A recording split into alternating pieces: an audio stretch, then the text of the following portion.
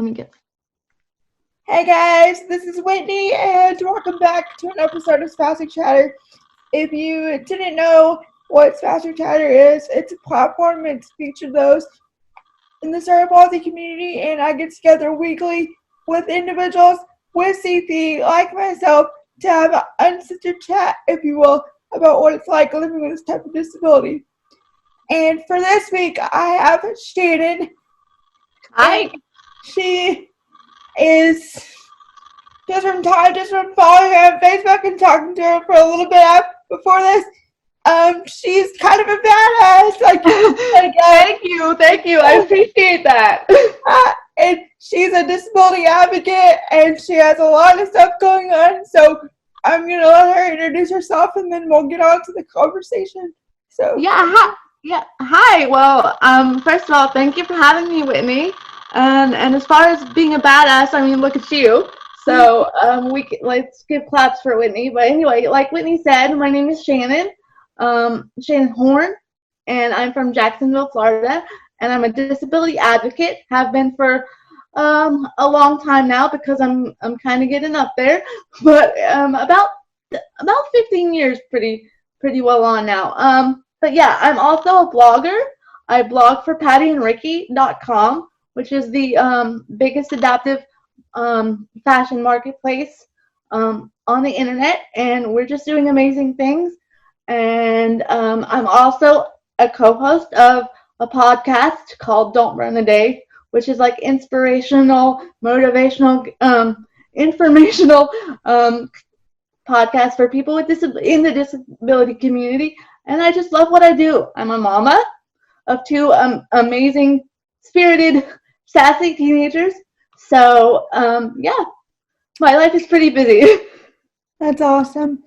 So, what got you into like blogging and things like that? Well, I've always liked to write from the beginning, as long as I could remember in school. But I kind of got away from it for a little bit. And I guess about 5 years ago, I started blogging for another company here online, and I did an interview with Alex of Patti and Ricky, and honestly, behind the blog, we really hit it off, and I've been working for her, and it's just kind of taken off. The business side of it has kind of taken off since then. I'm now working on branding, my blogging business, and being able to work for more people and just having fun with it. That's awesome. So like I've always, like when I was younger and things, I would only, I'm a writer too. Like I would only blog because I felt like I could get my message across by blogging a lot easier. And for me, it was like if people read what I wrote, they wouldn't see my disability straight out the gate. Like exactly, yeah, and that's kind of, I don't want to interrupt, but you kind of hit the nail on the head. I started writing because writing and the internet is an equalizer. So if I didn't tell you or you didn't see it, you wouldn't know I had a disability. And so I thought that was an interesting concept. So I started writing. And like I said, it's just really taken off, and I really enjoy it. That's awesome. Have you had any other jobs besides being a blogger or content? Yeah, like way back in the day. This was years ago. I held the title of Miss Wheelchair Florida, and I spent a year on the road. All over Florida and different states, advocating for people with disabilities. I've been a radio show co-host for a show. It's an AM station. I'm not even sure if they're in existence now. It's been so long ago. But for an AM station here in Jacksonville, Florida, called the show was called Physical Issues, and it was basically what I'm doing now, but on a bigger scale. It was talking about, disability issues and having guests that guests that were on that had disabilities, and just, kind of telling people that just because you have a disability doesn't mean you can have a completely normal life. Exactly. So, has COVID have you experienced any hardships related to your blogging, or has it for me COVID has been a blessing because I've gotten Right. so much work done because of COVID, and I have to agree. I have to agree. Although it has been a little bit different for me because I do have a little bit of of a busy life with things going on. But as a person with a disability, COVID has allowed me to be able to blog more, and I always just try to get up and get dressed and get. I'm a person of routine, so oops, okay. a ring light fell, but I'm a very routine person. So even though we've had to deal with COVID and all of that, I find myself still doing what I've been doing, and kind of loving it. Yeah, that's awesome. Because now instead of getting completely dressed for the day and all my makeup and everything, I can just wear my pajamas and do what I love. So who doesn't love that? Exactly. That's funny. So what kind of like your blogging. I want to talk about your blogging for Patti and Ricky and things like that. What is your favorite topic to write about? Oh goodness, I have a lot of as you can tell, I'm kind of an outspoken person, so I have a lot of really fun topics that I like to get into. But I try to stay in the adaptive fashion world in community with Patti and Ricky. But a lot of things that I've written personally have to do with topics that are personal to me. And a lot of things that I've done a really great blog on domestic violence because I'm a huge champion of against domestic violence for women with disabilities. So that's been a huge topic that I wrote on a few years ago. And just being a parent with a disability, obviously that's close to my heart. So I love writing anything that has to do with that. But like I said, what I love writing is, and what's fun for me is writing about fashion and girly things, because obviously I am, so I love it. That's awesome. So I asked, since we're on the topic of fashion, because I interviewed Alex. And actually, I was supposed to interview with you a few months ago, but I had some technical difficulties. And Alex said that interview was really amazing, so that's why I was excited to jump on here with you and do the interview today, because I was like, yes, kind of got a little jealous you guys got to have that conversation without me. Yeah, but we're here now. So I asked Alex about her go-to pieces that in her wardrobe, and I was curious because you have a more of a physical disability. What is some of your go-to pieces? Girl, one thing that I found that really, I love a good pair of jeans, but we all know jeans kind of suck if you're in a wheelchair. Yeah. Or if you have a disability. So what I found, ironically, which I never would have thought until I kind of experimented myself, was maternity jeans. Yes, I wear maternity jeans too. I love maternity jeans so much. And me and my best friend were out one day, and she's like, you know what? Why don't you try these? And we were in a Ross, and I was like, girl, that's a maternity jean. She's like, elastic, and I was like, yeah, wait a minute. And I tried them on, and I promise you, they are some of my favorite things to wear nowadays. But I have one con with the maternity jeans. There is so much material because we don't have bellies. There is so much material that it's hard for me to get the maternity jeans all the way up where the denim is supposed to be because there is so much material. That's true. That's true, but they're just some of my favorite because they're still. I really don't. People make a big stink about how great adaptive genes are and things like that. And excuse me, my phone, real life. Um, but I've had one or two pair of adaptive genes. Not saying that I don't love Patti and Ricky's adaptive genes, but I really don't see. I mean, I don't know. It's just personal opinion. I'm kind of the same boat with you. I've had the adaptive genes, and like theoretically, like when you're talking about them, they sound so amazing. But then when you go to put them on, I don't know if it's like the CP hands or whatever. Girl, we all love a claw, right? Yeah, like the claw. Like I have one hand and like two fingers. See? So, yeah, exactly. Same. Yeah. So the adaptive genes, like they just didn't work. But maternity genes are for the win. For the win.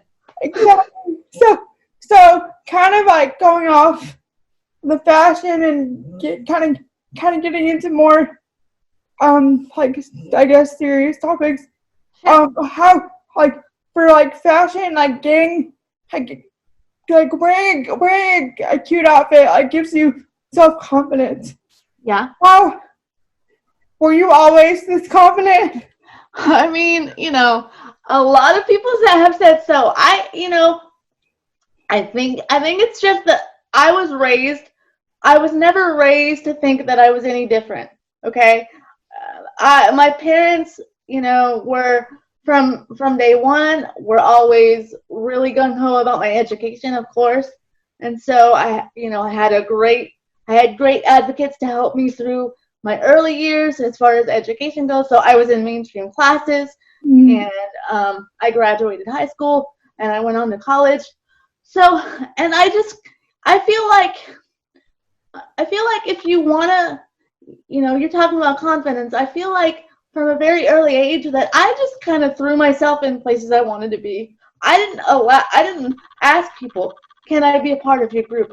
Or this is who I am. I just kind of threw myself out there, and the people that accepted me and my friends are so awesome.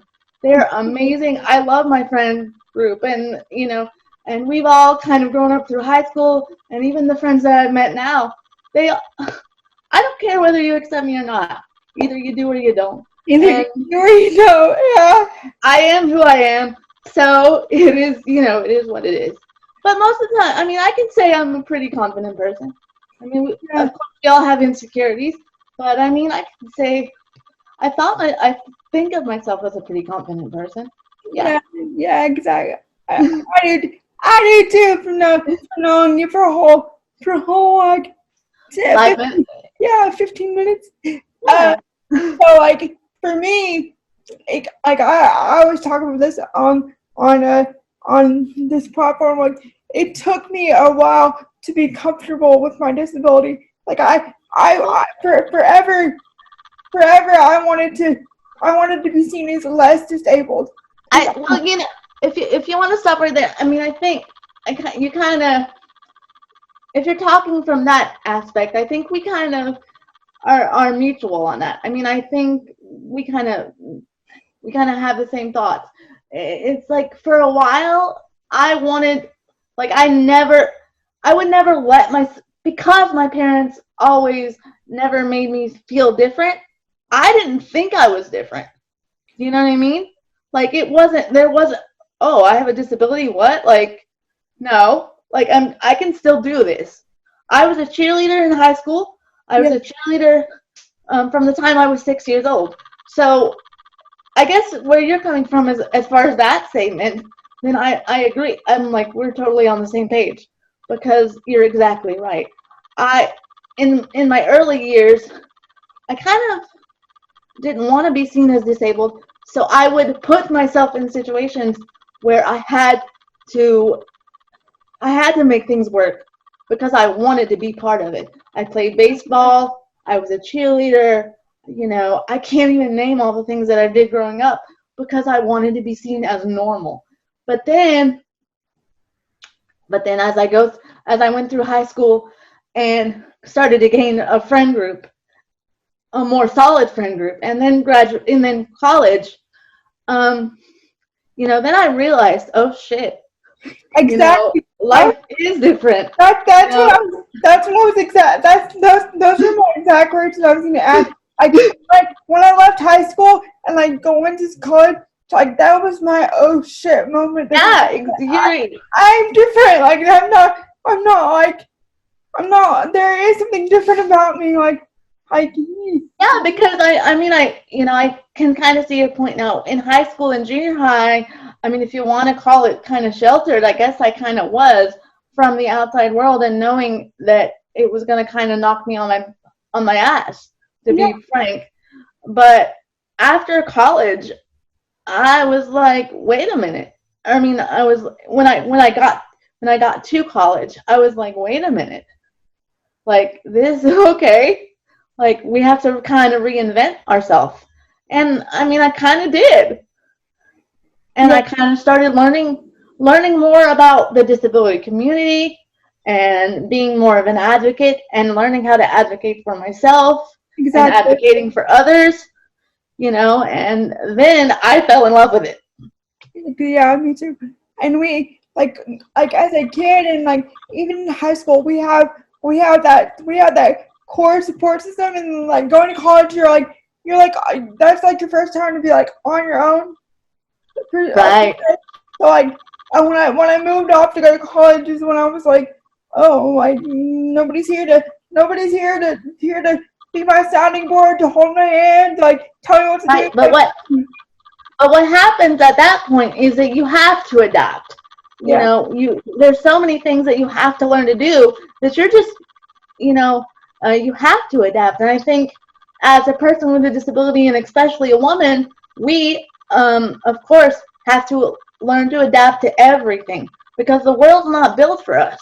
So I mean, that's a good kind of starting off point to teaching you the world's not always going to be nice, but you can adapt to situations and you can make it your own.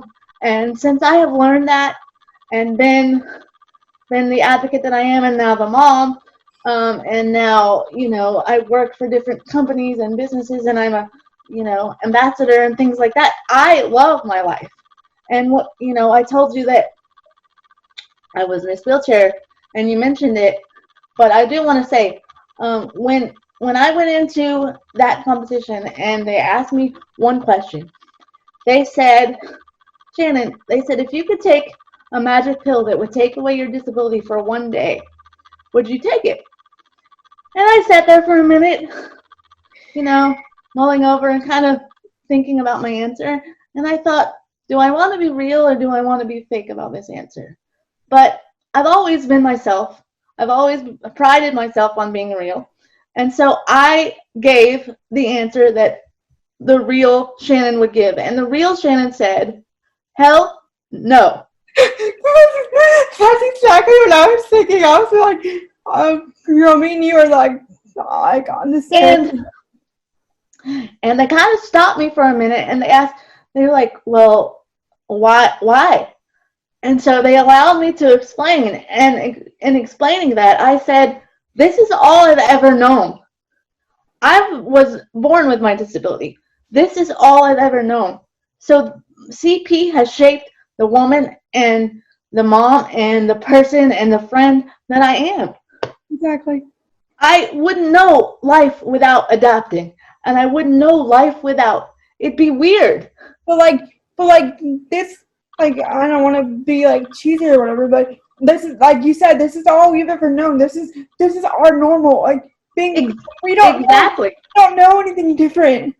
Exactly. It's what people might see as a struggle. That's not struggle for us. That's our normal. Like it's real life, and it's. I mean, we got to be real with this, girl. Yes. Do we struggle? Yes. Yeah, we have struggles, but the struggles that we have are different than what people see, because we're just trying to live normal lives. So if a typical or atypical person sees a struggle and they, oh, I'm so sorry. Are you okay? Yeah. Yeah. First of all, don't pat my head like I'm a little kid. Don't don't ask my friend at the restaurant what she wants to drink, because I'm gonna tell you exactly that I'm sitting right here and I can answer for myself. Those kind of things. The struggle the struggle is just real life. Everybody struggles. So the struggle makes us normal. It equalizes us. Yeah, and like I'm just gonna add this. And like, I don't know where I'm going with this, but like when people see me getting out of my chair, like I don't stand like a normal person. Like I stand with my knees bent together, and like I stand in a crouch position. So like I've had people like automatically. Are you falling? Yeah, are you okay? automatically run over to me and like wanting to help me, and they're like you seem like you're struggling, and I'm like, no, this is my like I'm perfectly stable. Like this is my normal. Like yeah, I've literally had to tell people like, please leave me alone, because I know who knows your body better than yourself, right? Exactly. So like if I'm falling or something, I'm gonna say, hey, I need help, or yo, like over here. But if I'm not asking you for help, don't help me. Yeah, exactly. So it teaches it. If I'm in a situation where I'm like, okay, how do if I, like, let's say if I fell, okay, and it's the first time I fell in this position or whatever, I need to figure out how I'm gonna get out of it. So the next time if I fall again, I know how to get up. Yeah. So don't help me. So this if I ask you for it, then you will. But so if you fall, can you like this is totally just me just. No, it's fine. Go ahead. I'm an open book, so go ahead. If you fall, can you get back up? It depends. It depends on where I'm at and how I fall. Because if I fall, I'm down. Like I can't get back up. Like I'm down. Well, as I grow older, I'm realizing that I can't take as many liberties with what I choose to do. Like when I was younger and I had a little bit more mobility, because I'm going to be, like I said, I was an open book, so I'm almost 40 years old. I'll be 40 in April. But when I was younger, I had a lot more, I don't want to say physical ability, but it was just a lot more limber. I could. Yeah, it was limber. Right. So, as I get up there in age, now I'm noticing, hey, you might not want to bend that way or move that way or take this chance or stand up that way, because you might fall and you don't know what'll happen. Yeah. So, but I know you know this very well. I taught myself how to fall.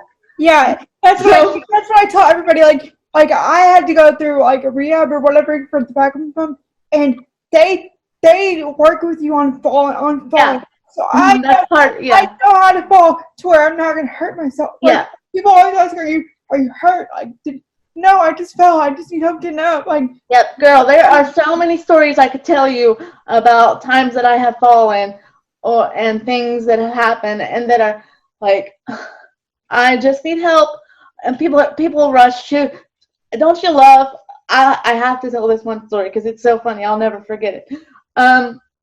It was a couple of years back, probably about 8 years ago now. My family and I were going to look at Christmas lights. Everybody does it every year. We load up in the van, or we loaded up in the family van at that point, and we went to look at Christmas lights with my cousin. Well, at that time, I had a manual wheelchair that I couldn't take out my power wheelchair. I have a foldable power wheelchair now. Yeah. I can take it in and out with me. But I had a manual wheelchair in the van with me, and my cousin was with me, and he was pushing me up so that we could see the lights. And there was I don't know, there was some kind of like restraint system around the house or something, and I don't know, but he put my brakes on, and when he put the brakes on from pushing me, he didn't put them all the way on, and this was kind of on a hill, so obviously you can kind of and see you smiling, so I bet you know what I'm gonna say. Yeah. But I essentially tumbled out down the hill in this person's yard, and like my cousin completely ran after me and was like, "Oh my gosh, are you okay? Are you okay?" And there was a crowd of people, because obviously there were other people around looking at the lights too, and they just came running. "Oh, we need to call an ambulance, blah blah blah. Is she okay?" And I was like, just I told Matt, I was like, just get me up and get me out of here. Like, I don't want to make a scene, so, but it's amazing. People just automatically like flock to me, and they thought I needed an ambulance. I'm like, no, it's okay. Like, I was a total badass then, because I rolled and was able to get up, and then everybody cheered, and it was fabulous. But it was all good. They cheered for you? Yeah, they were. I was like, they did. As soon as like I. No, I got being sarcastic. It was cool, because like they realized that I was a normal person, and I was like, nope, just get me up. And once I got up, they literally like cheered, like I was like a superhero. I was like, all right, that's weird, but okay. That's funny. Yeah, I have so many stories from up. Girl, it would be big. It'd be hours if we were telling our stories. So, is there any other topics that you want to touch on, that we haven't touched on, because we've touched on so much? Well, yeah, I mean, I know we mentioned before we went on that, I now co-host a podcast called Don't Burn the Day, and it's on Anchor, so you can find it. Obviously, Anchor podcast, Don't Burn the Day. And then we also have a Facebook page if you want to go over there and follow. It's DBTD, Don't Burn the Day. And like I said, before the show, I am, in the future, I hope to grow my blogging business. So if you know anybody that's looking for a blogger, tell them to hit me up, because that's what I do. I'll leave all your info in the description so that people can check you out. And one more thing, I don't know if you know about this, or if when you were talking to Alex, she mentioned it, but this Saturday on the 23rd of January, we're hosting a virtual party. So it's called New Beginnings, and it's a virtual party. We're gonna have it's gonna be a chat about fashion. We're gonna have music, and we're gonna have a mixologist, and we're gonna play games. And so, everybody needs to register over at Patti and Ricky. Their Instagram, you can find it in their bio. But come join us. It's gonna be a lot of fun, and Yeah, that's awesome. I'll share it on my social medias, because I have a backlog of interviews, so this will actually not be up by then, but I'm definitely going to share it on my social media channels, because I've seen that from Alex and it looks cool. Yeah. So at the end of every interview, I always ask my guests if they have any advice for others that might be going through similar situations. So what would be a piece of advice that you'd give someone? Well, like I said, and I continue to say, I'm always myself. So I encourage people to be themselves, no matter what ability or disability they have. I believe that everyone has their own perfect abilities. So we're all given great gifts in this life, and just use your gift for good.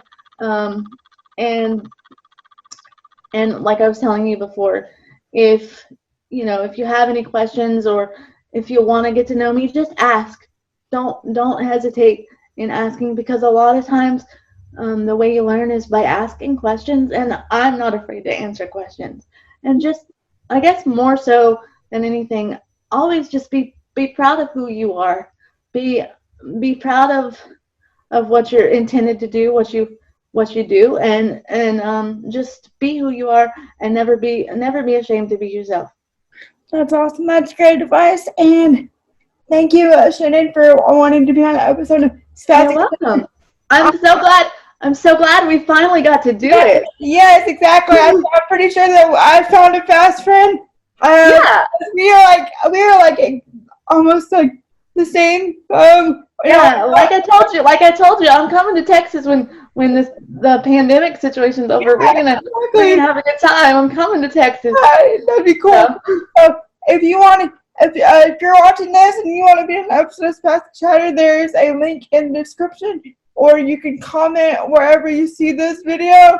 Or yeah. So yeah, you guys give Whitney support because she's amazing. Look at what she's doing. She's a rock star. Keep doing what you're doing. You're making a huge difference in the disability community, and I'm so proud of you.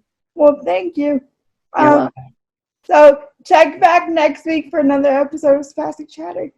Thanks. Bye.